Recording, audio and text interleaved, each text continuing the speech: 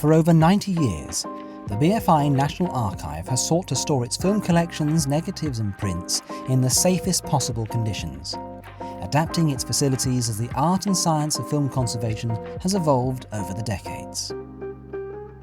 Up until the mid-1950s, film was made of nitrate, a highly volatile material which could easily catch fire if exposed to heat. These films were initially stored in special temperature-controlled vaults at the archive's original base in the village of Aston Clinton.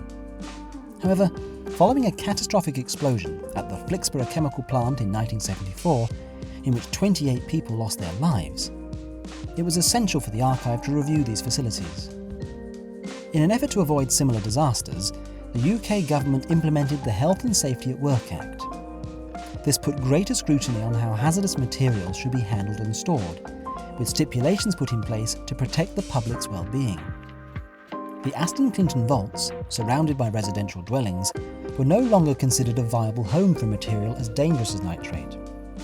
Consequently, the search began for a site to relocate the collection. In the autumn of 1976, planning applications were submitted to convert a former Royal Air Force base into a new storage facility. Originally established as a training centre during the Second World War, RAF Gaydon was converted into a Valiant bomber base in 1953. Complete with specially constructed bunkers, Gaydon formed part of the UK's atomic bomb store at the height of the Cold War. The base was decommissioned in 1974, and the BFI's applications to occupy part of the site were approved 3 years later, with the section of the site purchased for a sum of £25,000. This initial investment was soon followed by a multi-phase building project that saw over £690,000 spent on a complex of thermostatically controlled storage vaults. From nuclear to nitrate, the site at Gaydon opened as the 1970s came to a close, quickly establishing itself as a vital arm of the archive's operations. By the mid-1980s, though, a new scourge was threatening the archive's collections.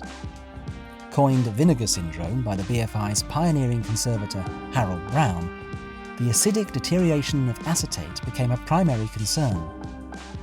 New storage conditions were recommended for safety film formats, which in turn led to periodic upgrades to the Gaydon site.